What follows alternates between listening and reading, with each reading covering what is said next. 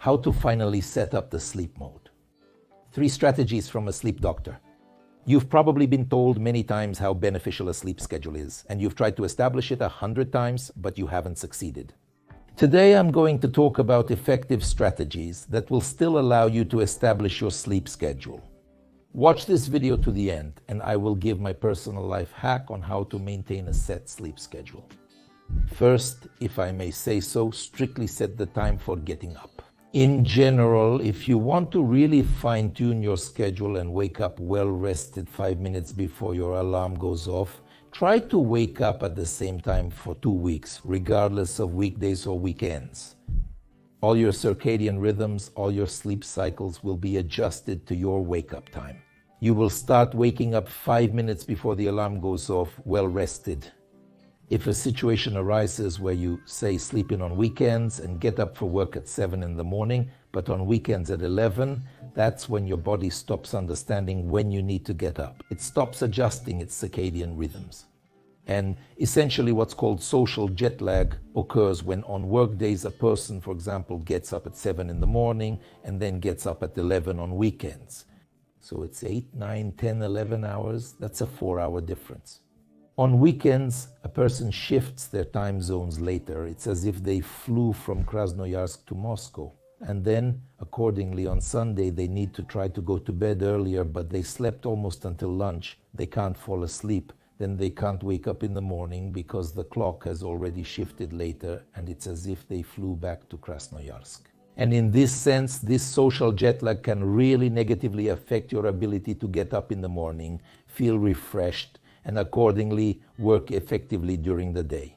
And it turns out that such a disruption of the regime leads to the fact that in the end, you can't function properly at all. There's a saying, at night a person starts to half sleep, consequently experiencing insomnia, and then accordingly it's very hard for him to get up, and the day also goes by very poorly, because the person had a bad night's sleep. In any case, if you still need to sleep a little longer, the wake-up time on weekends should not be more than 2 hours difference compared to working days.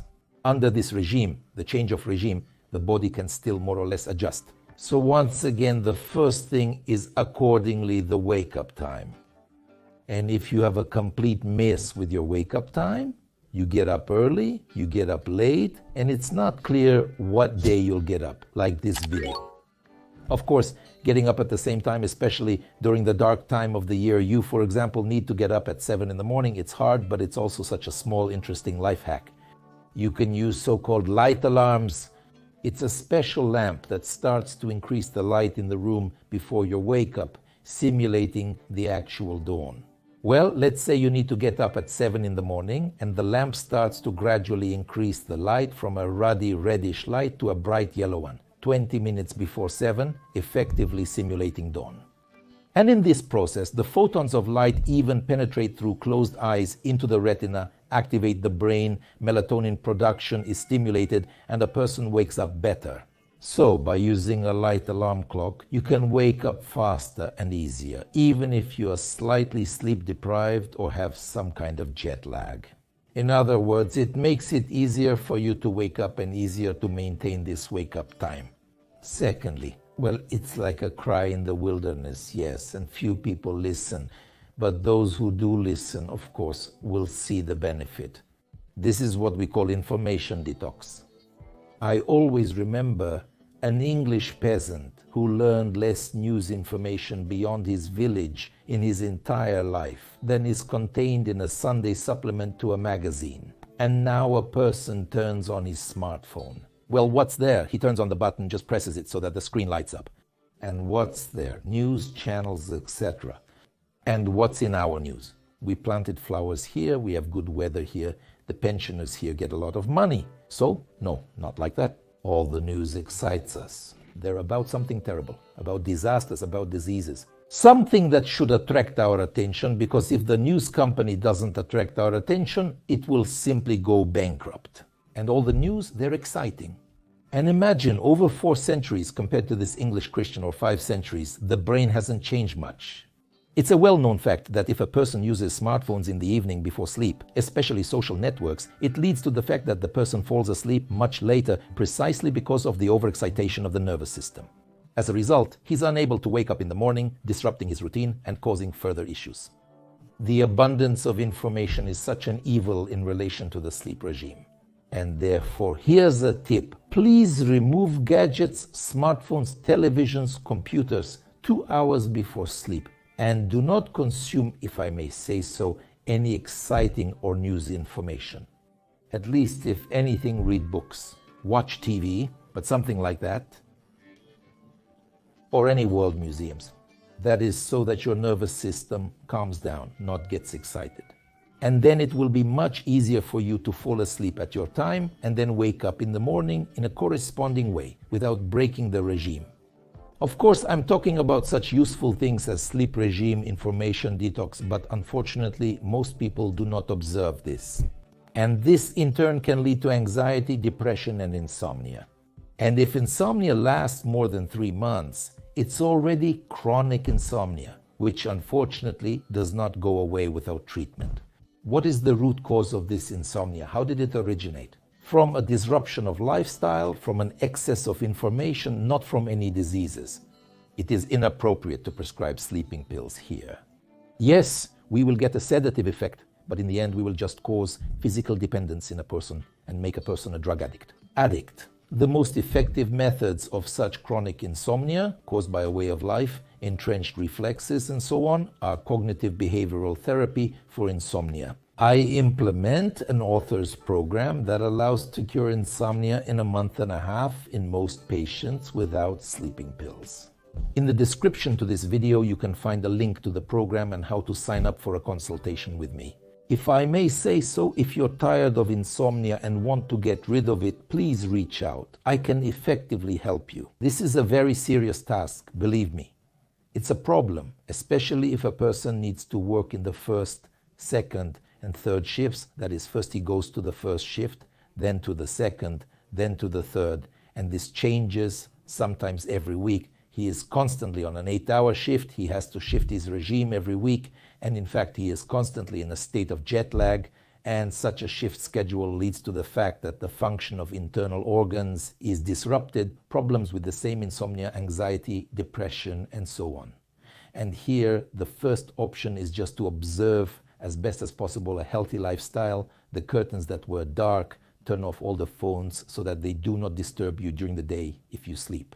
This is healthy eating. This is regular physical activity. Although at some stage when a person comes and says, I have hypertension, I have migraines, I have problems with some kind of neurodermatitis, I have a duodenal ulcer, and problems with the thyroid gland, and these are all psychosomatic diseases which can be exacerbated by a disrupted regime.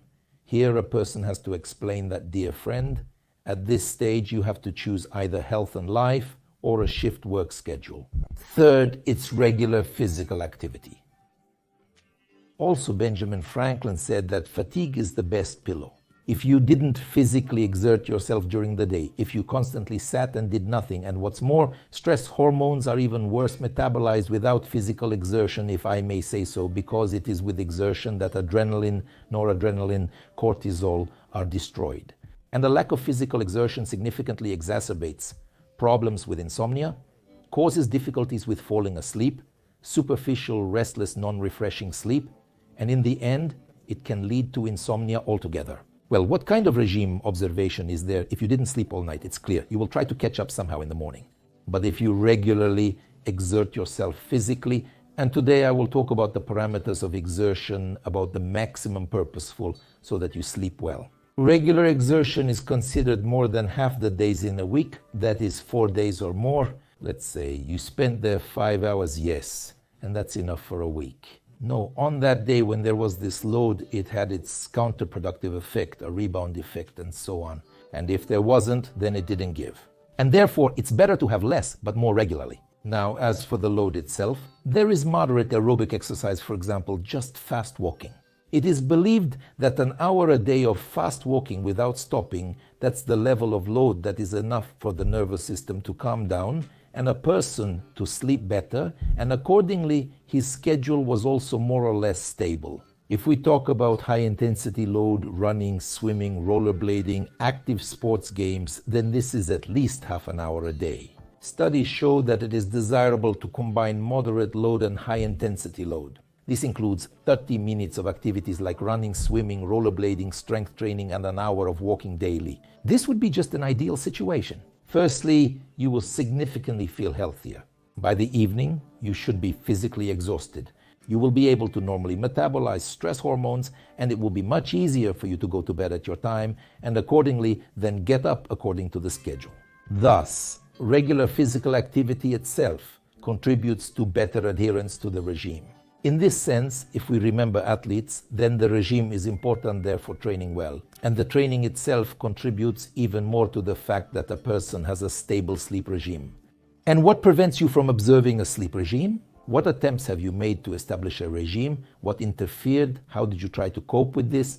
And please write in the comments. We will discuss this, and maybe someone reading our discussion will find some life hacks for themselves and normalize their lifestyle and normalize their sleep regime. Well, I promised you a life hack on how to more easily observe a sleep regime, especially regarding morning awakenings. You know, dairy farmers don't have a question about whether they need to get up at 4:30 because they need to go milk the cows. I understand that not all of us are dairy farmers, not all of us are rural residents, but try to assign yourself some important tasks in the morning that you cannot refuse. Well, for example, the same sports sections, or for example, classes with teachers, or some other obligations that you cannot ignore. And even on weekends, assign yourself, for example, an English teacher at 9 in the morning. And then it turns out that you will get up earlier, but you will not call, you will not say that, dear friend, I overslept, and then, sorry, the money burned. And probably you will have more motivation not to oversleep some important events that you have scheduled right from the morning. Subscribe to my channel. There are a lot of useful videos on how to improve sleep, life hacks for normalizing sleep, and videos about sleep disorders, how to deal with sleep disorders on your own or when you need to see a doctor. Generally, there is a wealth of useful information about sleep and its disorders. And don't forget to click on the bell so you don't miss my new interesting videos.